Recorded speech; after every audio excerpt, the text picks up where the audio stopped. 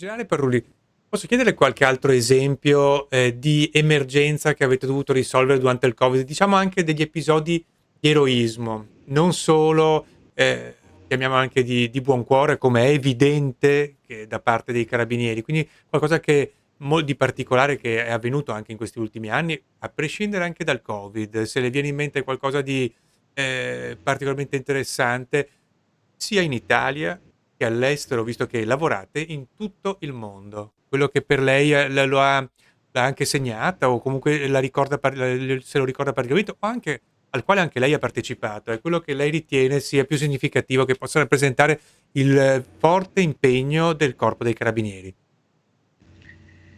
Beh, guarda, sul territorio nazionale in questo periodo abbiamo avuto, purtroppo a seguito anche della pandemia, che ha portato anche delle situazioni di difficoltà proprio personali, dal punto di vista economico, ma anche proprio di equilibrio. Ecco. Ci siamo trovati in alcune occasioni a fronteggiare tentativi da parte delle persone di autolesionismo, anche tentativi di suicidio.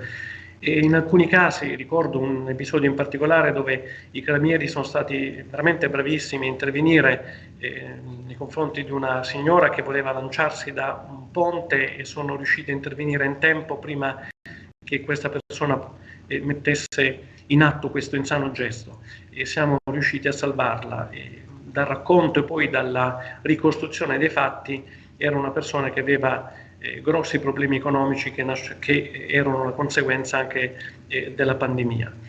All'estero noi, tra l'altro con il nostro personale che svolge funzioni nelle aree di crisi, in particolare anche nei Balcani o nel Medio Oriente, più volte svolgiamo un'attività anche di cooperazione civile militare, quindi una vicinanza nei confronti delle popolazioni civili mediante la distribuzione ecco, anche di generi alimentari, ma soprattutto ecco, ricordo con piacere quello che abbiamo fatto sia in Kosovo che in Bosnia, quando siamo stati nelle scuole di bambini per distribuire dei giocattoli o anche dei semplici piccoli doni che dall'Italia sono stati inviati dai nostri carabinieri o da altre organizzazioni per sostenere, quindi per poter essere vicini a chi ha di meno e chi non ha la fortuna e che invece a chi vive in questa parte e quindi qui in Italia.